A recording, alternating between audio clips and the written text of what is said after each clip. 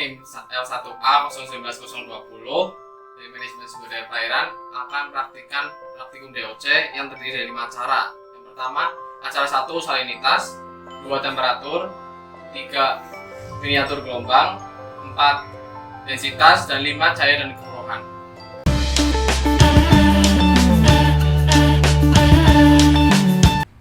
Yang pertama yaitu praktikum acara 1 salinitas, memiliki 3 tujuan. Yang pertama, pengertian salinitas, kedua, faktor-faktor yang mempengaruhi salinitas, yang ketiga, cara mengukur salinitas, dan cara merawat hand refractometer. Yang pertama, pengertian salinitas. Menurut Raharjo 1992, salinitas adalah jumlah zat dalam gram yang terlarut dalam 1 kg air laut.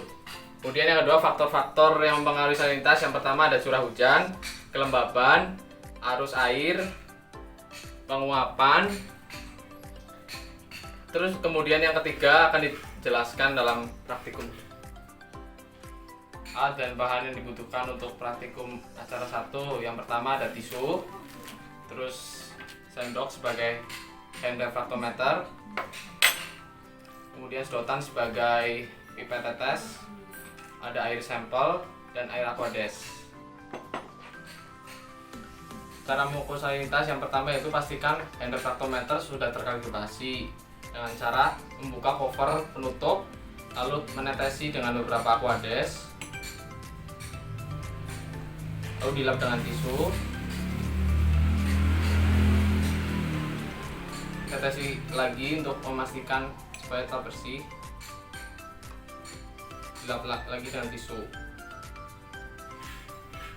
Kemudian arahkan pada datangnya cahaya, lalu dilihat apakah skala dalam refraktometer sudah 0 atau belum. Jika sudah 0, maka kita lanjut proses selanjutnya, yaitu mengambil air sampel beberapa tetes,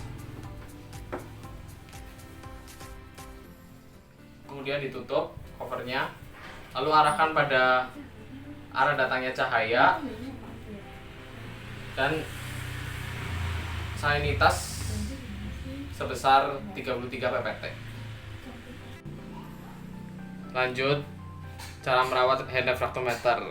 Yang pertama, buka penutup cover, lalu tetesi dengan beberapa tetes aquades. Pastikan tidak ada kristal atau apapun yang tersisa. Kemudian lap dengan tisu,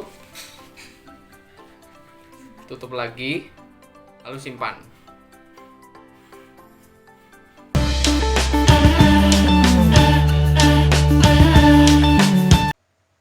Cara yang kedua yaitu temperatur.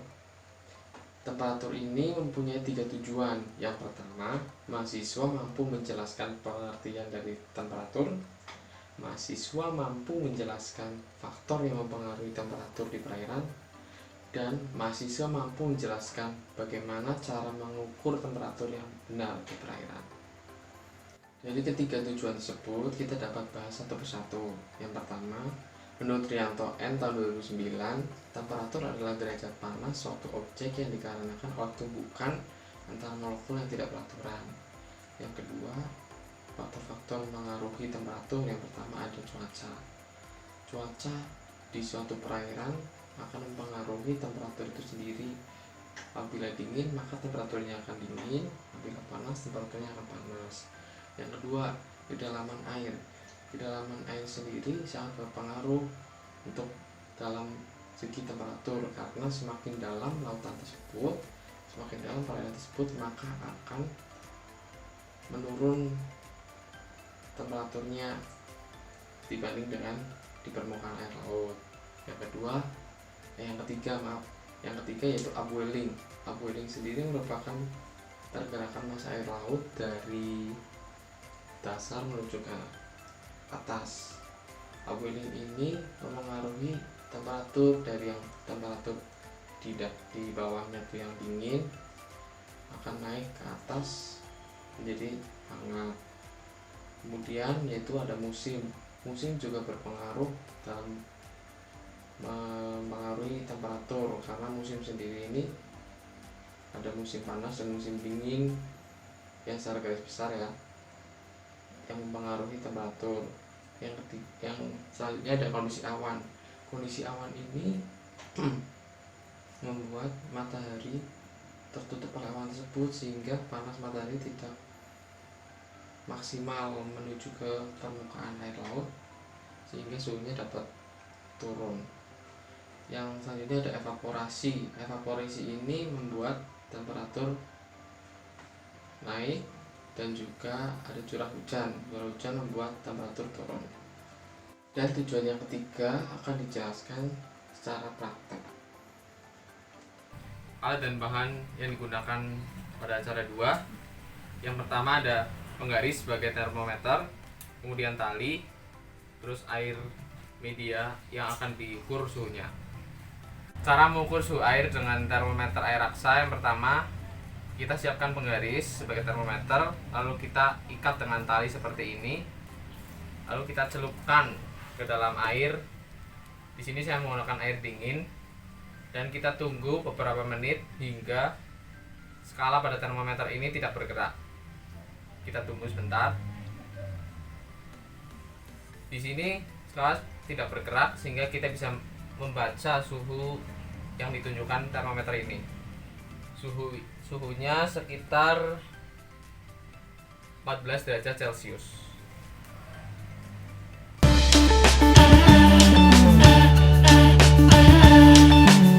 Lanjut ke cara 3, yaitu miniatur gelombang. Di acara 3 ini terdapat 4 tujuan. Yang pertama, mahasiswa mampu menjelaskan pengertian dari gelombang. Yang kedua, mahasiswa mampu menjelaskan faktor-faktor yang mempengaruhi gelombang. Yang ketiga, mahasiswa dapat menjelaskan bagaimana pengaruh angin terhadap gelombang. Yang keempat, mahasiswa mampu menjelaskan bagaimana cara mengukur miniatur gelombang yang benar.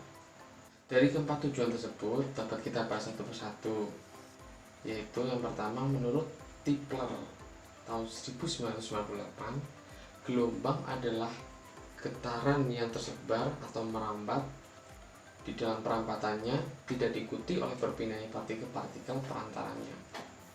Yang kedua, faktor-faktor yang mempengaruhinya yaitu ada angin, geometri, laut, dan juga gempa. Lalu yang ketiga yaitu pengaruh angin terhadap tipe gelombang. Secara umum, semakin besar angin atau semakin cepat angin yang bertiup di atas permukaan laut, maka gelombang yang dihasilkan di permukaan laut tersebut akan semakin meningkat atau semakin besar juga berbanding lurus. Angin yang bertiup di atas permukaan laut merupakan pembangkit utama gelombang.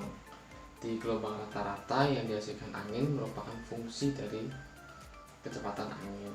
Acara yang ketiga yaitu miniatur gelombang. Alat dan bahannya ada gabus sebagai alat tekan, penggaris untuk mengukur tinggi air sampel, dan toples sebagai ganti akuarium.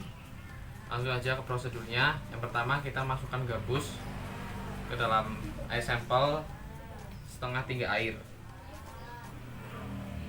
Kita tarik secara cepat. Kita tunggu sampai airnya tenang. Setelah tenang dan diukur selama 1 detik, maka terbentuk gelombang sebanyak 4. Selanjutnya kita ukur kembali banyaknya gelombang dengan menekan gabus ini sampai ke dasar dari toples ini. Kita tarik lagi secara cepat dan tunggu hingga airnya tenang. Setelah tenang, banyaknya gelombang yang terbentuk dalam 1 detik yaitu ada 3.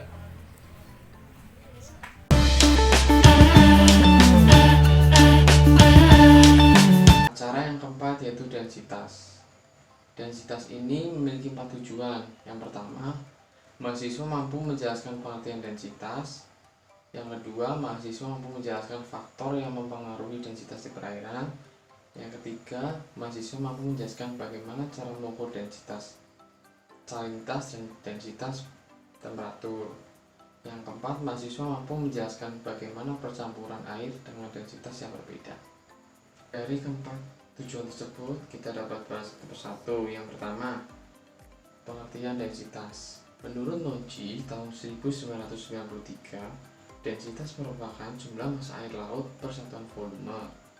Yang kedua, yaitu faktor-faktor yang mempengaruhi densitas, diantaranya ada suhu, salinitas, dan tekanan. Pada umumnya, nilai densitas akan bertambah seiring dengan bertambahnya nilai salinitas dan juga tekanan, serta berkurangnya temperatur, sehingga dapat diartikan ketika di laut, semakin dalam lautan tersebut, maka nilai salinitas, tekanan, dan densitasnya akan bertambah, sedangkan untuk temperaturnya akan berkurang. Untuk tujuan ketiga dan 4 akan dilakukan ketika praktek. Acara 4, densitas. Densitas sendiri terdiri dari dua, yaitu densitas temperatur dan densitas salinitas. Yang saya akan praktekkan pertama kali yaitu densitas salinitas. A dan B-nya itu ada termometer, kertas laminating, lalu ada akuarium yang saya ganti dengan toples, dan isinya yaitu air tawar berwarna hijau. Lalu di sini ada air tawar yang diberi garam beberapa gram dan diberi warna merah. Selanjutnya kita akan menuang air yang berwarna merah ini ke dalam air yang berwarna hijau.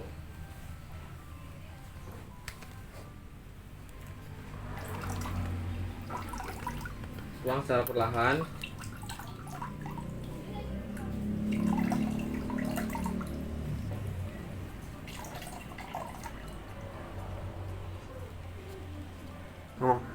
Nah, di sini bisa dilihat bahwa yang air berwarna merah ada di bawah dan air yang berwarna hijau berada di atas. Hal ini karena densitas dari air berwarna merah lebih tinggi daripada air yang berwarna hijau. Karena air yang berwarna merah kan tadi diberi garam beberapa gram sehingga meningkatkan densitas tersebut.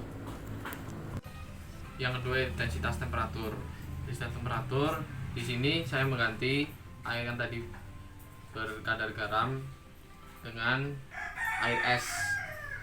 Jadi air es dimasukkan ke sini sehingga temperaturnya rendah dan air tawar di sini tetap. Lalu selanjutnya kita akan memasukkan air yang bertemperatur rendah ke dalam air yang bersuhu normal. Kita masukkan pelan-pelan.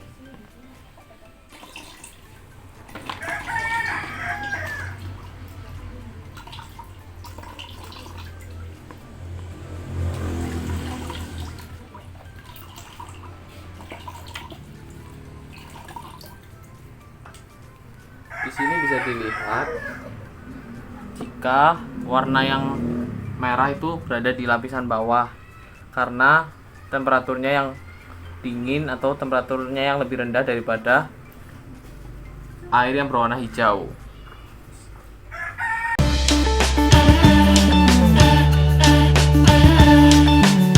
Lanjut praktikum acara 5. Praktikum acara 5 memiliki 5 tujuan. Yang pertama, mahasiswa mampu menjelaskan pengertian cahaya dan keruhan. Yang kedua, mahasiswa mampu menjelaskan faktor yang mempengaruhi kecerahan di perairan. Yang ketiga, mahasiswa mampu menjelaskan bagaimana pengaruh cahaya dan kekeruhan terhadap organisme perairan. Yang keempat, mahasiswa mampu menjelaskan bagaimana cara mengukur cahaya dan kekeruhan yang benar. Yang kelima, menjelaskan tentang fenomena yang terjadi pada tingkat kekeruhan yang berbeda. Dari kelima tujuan tersebut, kita dapat membahas satu persatu. Yang pertama, cahaya. Menurut Karen tahun 2000, cahaya dapat diartikan sebagai energi yang berbentuk gelombang elektromagnetik kasat mata dengan panjang gelombang 310 sampai 700 nanometer.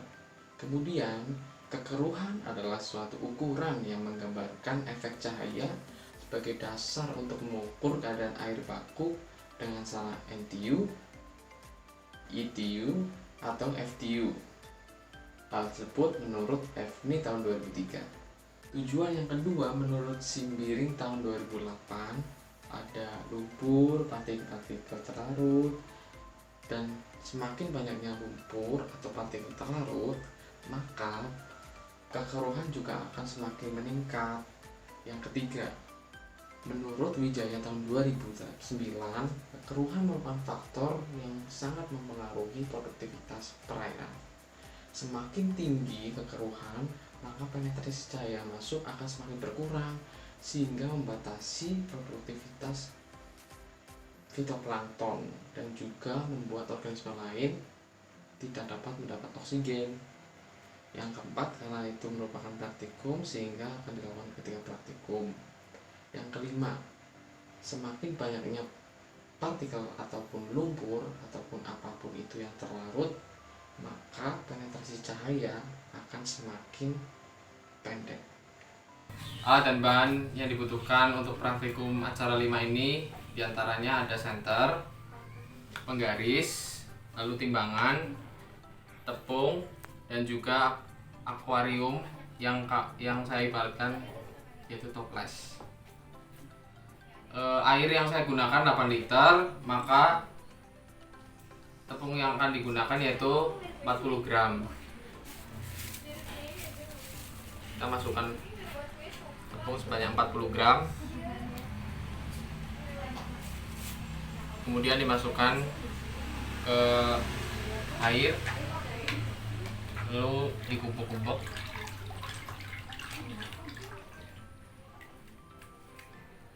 Lalu kita ukur seberapa panjang cahaya yang bisa menembus di air ini. Kira-kira 10 cm. Kemudian tambah lagi 40 gram.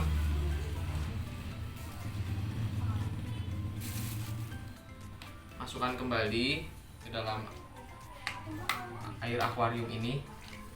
Lalu kita aduk kembali sampai kira-kira tercampur rata.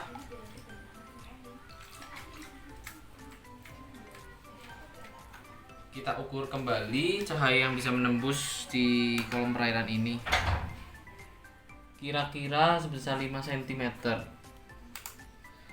Dan untuk yang ketiga kalinya kita tambahkan lagi tepung 40 gram.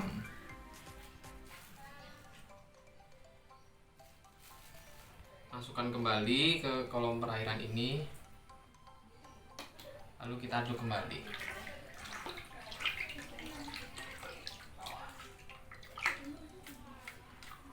Kita ukur lagi cahaya yang bisa menembus